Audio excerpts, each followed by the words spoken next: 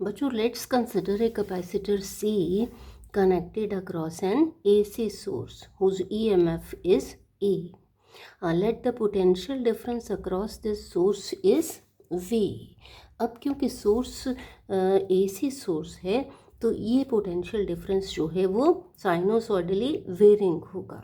Late V is equal to V maximum sine omega T, where V is the instantaneous value of this voltage and Vm is the maximum value of the potential difference or voltage. Omega is angular frequency. अब जब AC voltage लगाते हैं capacitor के across तो capacitor alternately charge और discharge होगा, क्योंकि alternating voltage जो है वो चेंज होती रहती है आफ्टर ईच हाफ साइकिल. इसी तरह से करंट भी चेंज होगा इस सर्किट में. To find out the value of current, to find out the value of I, हम लगाएंगे Kirchhoff's loop rule.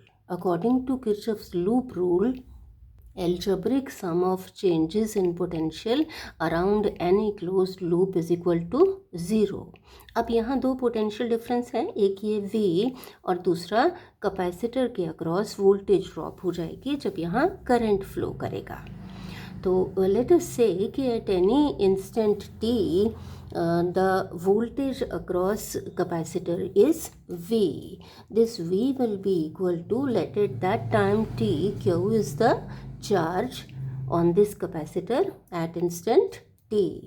So V will be equal to Q over C. C is the capacity of the capacitor. According to Kirchhoff's loop rule, V must be equal to, this should be equal to V. That is Vm sin omega t should be equal to, is equal to Q over C. यहाँ से Q find out कर लेते हैं. Q will be equal to C into Vm into sin omega t. Current की value find out करने के लिए हम इसको डिफरेंशिएट कर लेंगे. Differentiating both sides, D Q over D T equal to C into V M.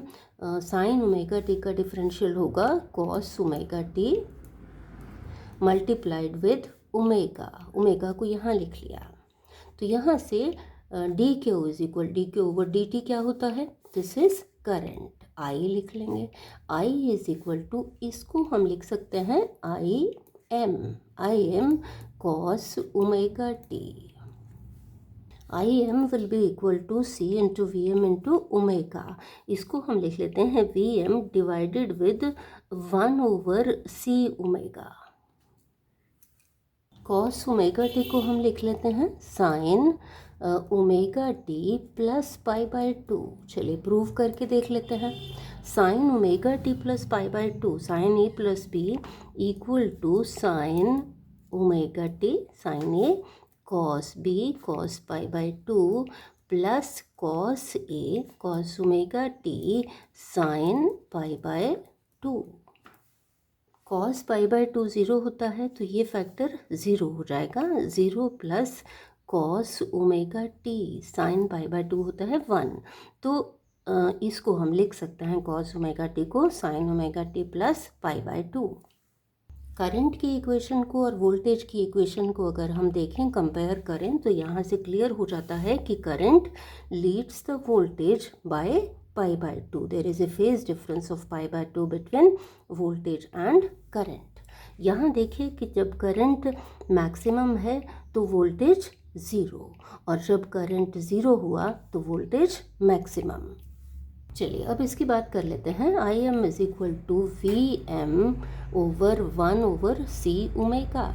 अब अगर इस इक्वेशन को हम कंपेयर करें रेजिस्टिव सर्किट में, I maximum is equal to V maximum divided by R, तो हम देखेंगे कि 1 over C omega plays the same role in capacitive circuit, in purely capacitive circuit, as the resistance does in resistive circuit. Means 1 over c omega is analogous to R. This is called capacitive reactance. It is the effective opposition offered by capacitor to the flow of AC. So capacitive reactance X C equal to 1/c omega. तो capacitive reactance depend करेगा capacitance पर और omega पर। This is equal to 1/c into 2π/ν। Capacitive reactance is inversely proportional to capacitance and is inversely proportional to ν frequency of AC। तो जब capacitance बढ़ेगा तो XC decrease होगा, फ्रीक्वेंसी बढ़ेगी तब भी XC डिक्रीज होगा। For DC ν is equal to 0। तो उस केस में XC कितना आ जाएगा, XC is equal to infinite. तो to DC circuit capacitance offers infinite resistance. Capacitor block कर लेता है DC को, और AC में विद इंक्रीज इन फ्रीक्वेंसी ये डिक्रीज होगा। It is the effective opposition offered by capacitor to the flow of AC।